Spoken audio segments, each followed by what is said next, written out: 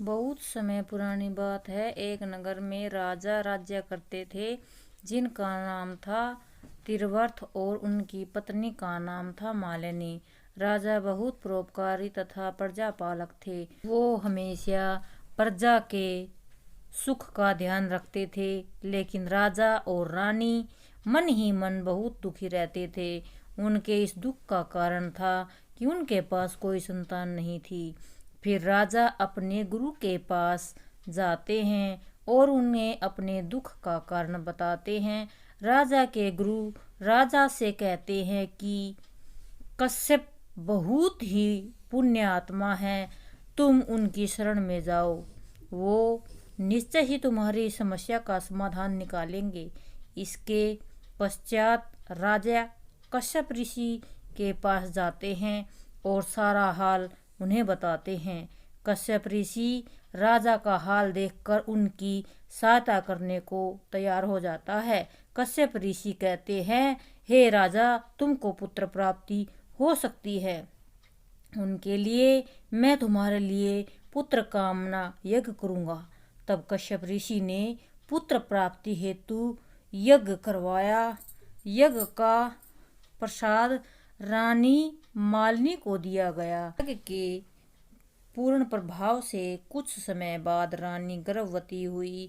समय बीतता है, फिर रानी ने एक पुत्र को जन्म दिया, लेकिन वह कुछ समय पश्चात मर जाता है। इससे राजा बहुत दुखी होते हैं।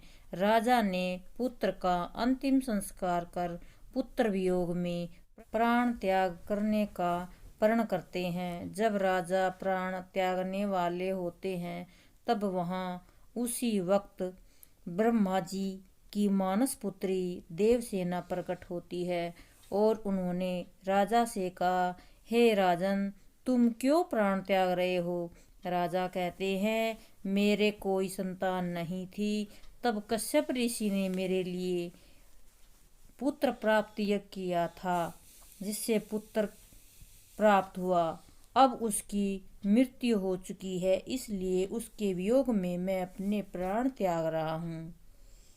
तब देवसेना कहती है, हे राजन, निराश मत हो, मैं तुम्हारी सहायता करूंगी, तुमको पुत्र प्राप्त होगा।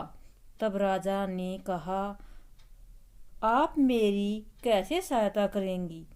तब देवसेना ने कहा, हे राजन, मैं देवसेना हूँ और ब्रह्मा जी की मानस पुत्री हूँ। मैं मनुष्य की मूल प्रवृत्ति के छठेपन से उत्पन्न हुई हूँ, इसलिए मेरा नाम षष्ठी भी है। तुम मेरी पूजा करो और लोगों में इसका प्रचार करो। इसके फलस्वरूप तुम्हें पुत्र प्राप्ति होगी। माता षष्ठी की कई अनुसार राजा ने पुत्र प्राप्ति के लिए माता का व्रत बड़ी विधि विधान से किया। उस दिन कार्तिक मास की शुक्ल पक्ष की षष्ठी तिथि थी। इसके फलस्वरूप राजा के यहाँ पुत्र ने जन्म लिया। आज ब्रह्मा की मानस पुत्री देवसेना को छठ मैया के नाम से जाना जाता है और उनकी पूजा की जाती है। आज भी माताएं बहनें संतान प्राप्ति के लिए छठ माता की व्रत तथा पूजा करती हैं। कार्तिक मास की शुक्ल पक्ष की षष्ठी तिथि को छठ माता की पूजा की जाती है। छठ मैया की पूजा के साथ सूर्य देव को भी अर्घ दिया जाता है। भगवान श्री राम ने भी कार्तिक मास की शुक्ल पक्ष की षष्ठी को पूजा की थी। कथा के अनुसार लंका के राजा रावण का वध कर अयोध्या लौटे आने के बाद भगवान श्री राम और माता सीता ने राम राज्य की स्थापना के लिए कार्तिक मास के शुक्ल पक्ष की षष्ठी को उपवास किया था और सूर्य देव की पूजा अर्चना की थी। कार्तिक मास के षष्ठी तिथि से छठ की शुरुआत हो जाती है। यह पर्व 4 दिन चलता है। चौथे दिन सूर्य उदय के साथ इस छठ का समापन होता है। इसमें माताएं और बहनें सूर्य भगवान को अर्घ देकर छठ मैया की पूजा करती हैं। घर परिवार की सुख समृद्धि और आरोग्यता के लिए छठ पूजा का व्रत जुड़ा हुआ है। इस व्रत का मुख्य उद्देश्य पति पत्नी पुत्र पौत्री सभी परिजनों के स्वास्थ्य की कामना के लिए यह व्रत किया जाता है। छठ का अभ्यास मानसिक शांति भी प्रदान करता है। छठ के दौरान हवा का नियमित प्रभाव, गुस्सा, ईर्ष्या, द्वेष, लालच, ये सब नकारात्मक भावनाओं को कम करने में मदद करता है।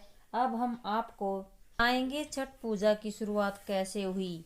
एक कथा के अनुसार प्रथम दिवस उस संग्राम में असुरों के हाथों देवता हार गए थे। तब देव माता अदिति ने तेजस्वी पुत्र प्राप्ति के लिए देव आलवनी के सूर्य मंदिर में छठ मैया की आराधना की थी। तब प्रसन्न होकर छठ मैया ने उन्हें एक पुत्र होने का वरदान दिया,